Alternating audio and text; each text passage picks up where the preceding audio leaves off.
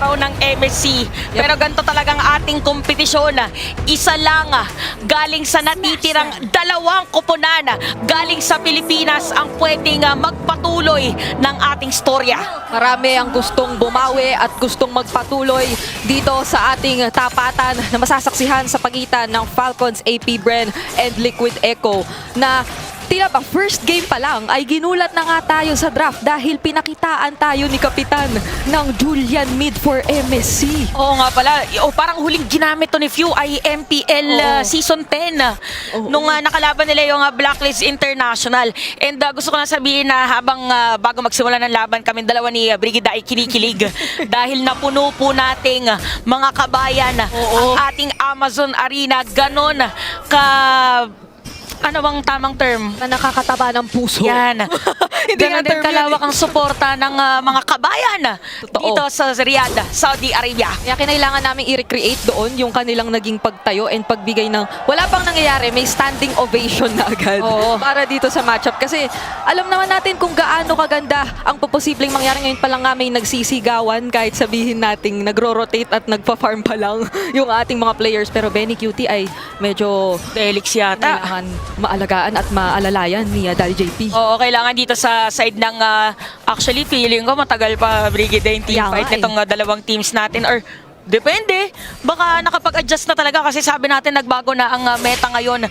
Pwede ka na maging aggressive, hindi na kagaya ng dati na parang ang general assembly is the turtle area. Yep. And alam kong marami ang nag-anticipate din kung meron ba tayo makikita na ganoong same level of aggression in terms of kung papakitaan din tayo mamaya-maya ng assassin ni Carlito, ni CarTZ. Dahil isa nga siya sa mga kinilala talaga sa paggamit nun. Pero recently ay mas na naninindigan talaga ang Liquid Echo na kung pwedeng i-utility muna nila. So, malaking parang magiging basis. Kasi ngayon talaga marami ang mas nagiging successful na assassin junglers. Nakuha na pala dito yung pagong. So, siguro, itong sagot dun sa ating hinuha pagdating dun sa mga junglers kasi baka para sa Liquid Echo, kaya sila dito naka-akay or utility, more on objective yata. Pwede. So, iiwasan nila yung gustong mga meet up dito ng Falcons AP Bren. Wala pa daw, out of budget. Ay, wala pa una. Out of budget. Napaaga nga yung pagkikita nila dito. Sabi nila parang gusto nating lahat na dulo-dulo pa sana sila magtatagpo. Pero ngayon at nandito na, kailangan na may unting tansyahan muna. Parang yung nangyayari lang kanina pa dito sa bottom lane natin. Na nagtatansyahan lang yung mga roamers and gold laners. Pero wala namang totally nag-engage. Just speaking of objectives, Ate Shots. Go. Hindi. Nakuha pala dito. Ito na yung labanan ng mga TZ natin. Pero napaganda penalty zone para kay Flam TZ. Ginamit na din doon yung kanyang Tempest of Blades. Heavy's Blade nagamit na rin para makakatakas si CarTZ pero hindi na dahil first blood ay galing sa kapitan ng Falcons AP Bren. Palayo naman niya, pero malayo masyado yung kinailangang ikutin doon. Malayo pa siya doon sa... Kung pwede ka sanang hindi mag-U-turn, pero kailangan mo mag-U-turn doon sa kanyang dinaanan. Yun yung mga na-experience mo na ba yung bumabiyahe ka, nakakala mo dati may U-turn doon pero nagbago na pala. Parang ganun yata yung nangyari sa kanila. Late yung pagpapatayo nung signage. Ngayon ay mukhang mapapaaga naman ang pagkahanap kay Few dahil nga kinuha niya yung first blood pero hindi naman siya totally nabawian doon. Grabe yung aurahan ng natin, parang kada lanes may sari-sariling laban. Dito lang po, parang after ng mga ilang araw, ilang ulit ako nakakita na talagang ramdam mo yung intensity ng galaw ng mga players pero kaya nilang kumalma. Actually, nagre-reflect yun kasi ma-action siya pero hindi necessarily nagta-translate sa mga kills. Kasi recently, madami tayo nakikita na early pa lang, ma-action na pero may mga nakukuha talaga ng mga pick-offs. Dito talagang mag-try pero hindi nila hayaan na magiging matagumpay. Ay, ang galing. Ito yung mga parang nasa bugso ka ng damdamin mo pero naalala mo hindi. Bawal akong magsalita ng ako ay galit. At ang galit na galit yung damage dito ng Julian ni Few. At may kita natin na sisimulan ng Falcons AP Bren. Dito yung Turtle. Mukhang hindi makakapag-contest ang Liquid Echo. Na-reset, guys! Na-reset! Sabi lang natin mukhang magkakaroon pa ng posibilidad dahil yung Feathered Airstrike inilapag na. Kaso nga lang may penalty zone. Makakancel dito si Sanji pero Minoan Fury ay ginamit din naman. Pero mukhang Kyle TZ pa rin ang makakasecure ng ating turtle. At dediretso na nga yata. Owen is down. At ginamit kay Heavy Spin. Suntok para dito kay Sanford. Ginamit pa yung pagpasok doon ni JP. Pero flap. TC. Naku, nabitin. Pero lalaban pa rin. Nandito rin si Kyle TC pero si Few. Hindi pa tapos ang laban natin 2v2. Pero makukuha ng kill. Dito ang side ng Falcons. Bren. Ibang klase ka, Kapitan! Yung kanyang mga galawan, lahat pwedeng iwasan. Tapos meron pang nagaganap na outplay yan. Ay! Speaking of Sanji, ma-outplay pa ba ito? Mukhang hindi na. Tinempest of Blades ni Kyle TZ kahit papaano ay nakakuha pa ng higit na kalamangan lalo ang Falcons AP Bren. Alam mo, kinikilig ako dito sa nakikita nating laban ngayon dahil nagkakamaykruhan ang mga players natin. Even si Sanford at saka si Carl TZ, akala ko noong moment na yun, sila yung lalamang doon sa team fight. Grabe dito yung mga nagiging alalay, no? Yung Sansan natin, tapos maging si Flap tsaka si Few. Kung paano sila nagtutugma dito.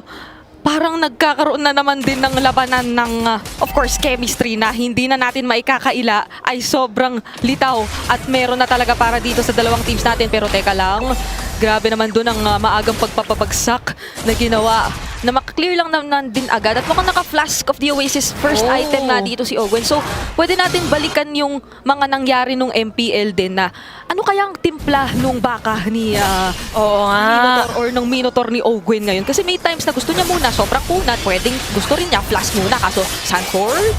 Grabe. Ay! Fedor Blades! Pero nasa nauntog! Nako po! Nagkamali ng napasukan na boxing ring. Dito si Kyle TZ.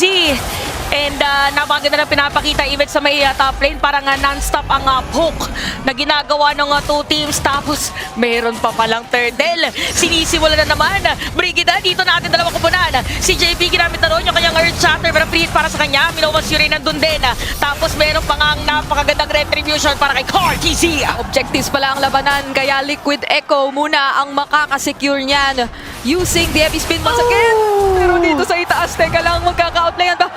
Kamuntikan para kay Sanford! Pero grabe yung iwas na nagawa doon, Tempest of Blades at wala ka na magiging takas pa. Pero literal na kapag katuwing aakyat at bababa tayo ng mapa, parang kailangan laging merong nagkikita. Oo, sabi nila, pinuno daw kasing Amazon Arena. Hindi pwedeng ma-aksyon. Hindi pwedeng hindi ma-aksyon yung laban at kakatapos lang ng teamfight natin kanina sa taas para may pokes na naman. Nasira na Liquid Echo yung torre doon sa ibaba. So more on objective yata talaga ang gustong gawin dito. Dalawang sa kanila napunta. Nakukumbinsi na ako sa sinabi talaga ni Ate Chantel na yun ang magiging pakay ng Team Liquid. At kung babalikan natin ang ating STC replay, literal, kahit saan ka talagang sulok magpunta dito sa Land of Dawn, meron at meron kang mga aasahang aksyon. Pero kung babasihin natin yung gold na nakita natin, meron palang significant na kalamangan na hinahawakan din si Kyle TZ compared Oo nga. kay Carl. Kahit na objectives yung kinukuha kanina pa ng Dahil ba ito para mabilis Oy, wait lang. Sea of You ay ginamit na nga yung kanyang ultimate doon para lang makatakas. And here comes Kyle TZ but more on pokes lang. Sabi niya, you don't do this to our captain. You don't do this to our Julian.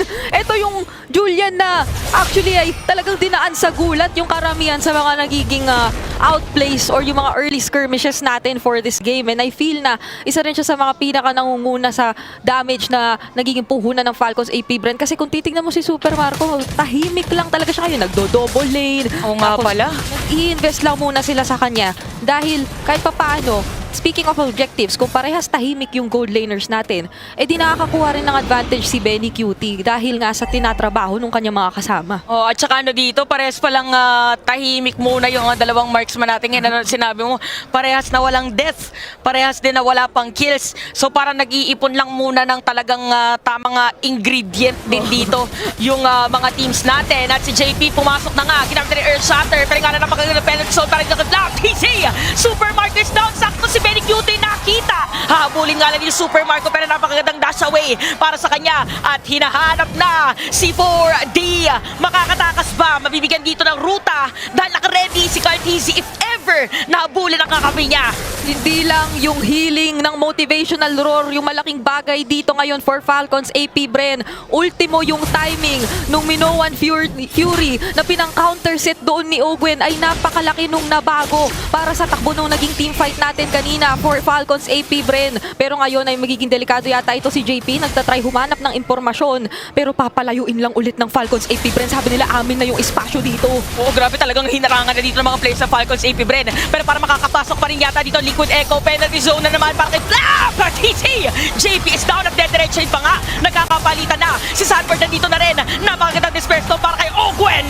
Oo, pero ang Lord ay mapupunta pa rin sa Falcons AP Bren at iniisa-isa na nila yung mga natitirang miyembro ng Liquid Echo. Kaya sabi ni Benny Cutie, hindi muna ako sasama dyan. Kinakailangan ay tumabaho muna ako doon sa itaas. And at most, yun yung trade na makukuha nila sa ngayon. Talagang ito yata ang nasa script ng Liquid Echo. Okay lang daw na makuha yung Lord. Pero kukuha naman sila ng ibang objective. Pero Falcons AP Bren, meron din silang bawi na ginagawa. Actually sila nga yung lamang dito sa laban natin. Gusto nga nila na pino-force yung team fight no? Parang pagka nakikita talaga natin na o sige, sabihin natin, Liquid Echo. Sige na nga, mag-try tayo, lumaban tayo. May hahanapin sila, may ita-attempt sila sa pangungunan ni JP. Kaso maganda lagi yung nagiging bawi ng Falcons AP Bren. Kumbaga yung specialty nung counter-engage, counter-set ng Minotaur Terisla, talagang namamaximize nila ng sobra. Oh, grabe si Kuya Flappy Bird. Ay, para siyang Angry Bird ngayon. Flappy Bird tuloy. Pero ang ganda kasi ng mga penalty zone niya. Di ba, parang lagi sakto. Akala natin yung sinabi mo na maganda na sana yung setup dito ni JP. Pero medyo may sagot lagi dito Falcons AP Bren. Kaya sila muna yung nagbibigay ng pressure. 11 minutes pa lang yung laban natin pero parang Oo ano. akala ko ang dami na nangyari. Teka lang, 11 minutes pa nga pala, no? So, sana ay natutunawan ang mga kakakain lang ng hapunan kahit ganito yung mga nakikita nating kaganapan dito sa first game pa lang ng ating best of 5 series. Dahil alam namin ay medyo late na rin dyan sa Pilipinas, mga 8:30 PM na dyan. Kung hindi tayo nagkakamali, mga 8:25. So ngayon ay check naman natin dahil magkakakitaan yata sila sa purple buff ng Liquid Echo. Napaka-importante nito, nagamit na rin yung mga retribution ng ating mga junglers. So talagang grabe yung pressure, no? Again, after nito, wala na tayong lower brackets. Yung mananalo, diretso na ng Grand Finals. Oo. Tapos yung entrance kasi, Oo. Ate Bridge, hawak-hawak nila yung mga keys nila. Sobra. Again, parang kung sino magcha-champion, makukuha mo kahit isa dun eh. Oh, may dala-dalang emosyon talaga yung mga players natin kung titignan kanina. Ito na yung baka huling tsansa talaga ng kung sino mang kupunan na matatalo rito na mahawakan yung susi na yun kasi diretso sa hydraulic press. Kaya si Pressman yun mamaya. Pero tingnan muna natin dito sa orange buff pala, kamuntikan mangyari yung susunod na ganap.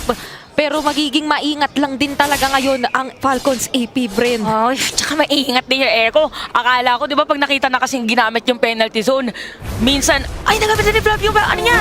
Di, mamaya na.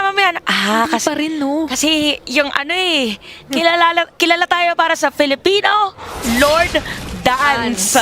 Kahit anong adjustment ang gawin natin sa Lord. Oo. Kailangan magkikita yung ating mga teams dito para kahit na hindi man isama yung Lord sa sayawan, doon sa mga kabilang areas, kailangan meron silang mga magagawa o may engage dito sa kalaban. Pero mukhang mauuna muna Falcons AP Bren.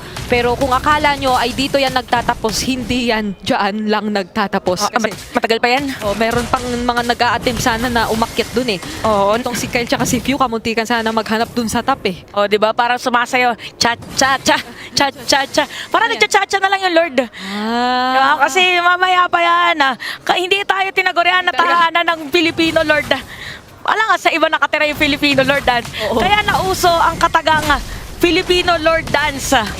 Isipin nyo, kanina lang, sinasabi natin 11 minutes. 14 minutes na, pero hindi pa rin nasusundan yung mga nakikita nating casualties whatsoever kasi talaga nagiging maingat lang sila. Pero ito na nga, yan na yung hindi pag-iingat. Nag-engage yung na penalty zone. Lumalayo na si Sanji pero hindi makakatakas! Nabuti pa nga, si Very Cute yung target nila pero napigilan na. Napigilan dito pero ginamit na rin na ni Owen by the way yung kanyang Winter Crown.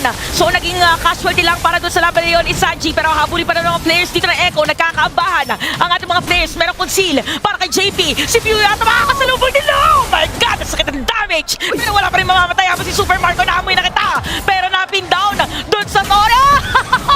Penalty zone para kay Flap TC. Na kailangan na tumakbo ngayon ng Liquid Echo dahil kumakalmot na nga si Super Marco. Maabutan si Sanford, Tempest of Play, si Carteezy naman ang sinusunod na target pero masya-shutdown si Kyle TZ. Flap TZ naman ang makakakuha ng kill dun sa jungler ng Liquid Echo pero eto na ba yun? Kasi malapit na sila sa base ng Liquid Echo! Meron pa minion wave dito sa side of Falcon, JP Bren. Si Sanji lang nandito, si JP parang mapapatay na rin. Super Marco makakakuha ng kill pero nabuhay na ang minion wave. Dito na Liquid Echo, hindi pa tapos ang laban. Game number 1 pa lang, yung nakikita natin. Hindi ko ako makapaniwala na game 1 pa lang ito, Ate Chantel. Sanji mag-isa pero tinalunan. May iwasan nga lang yata. Ito time under the turret.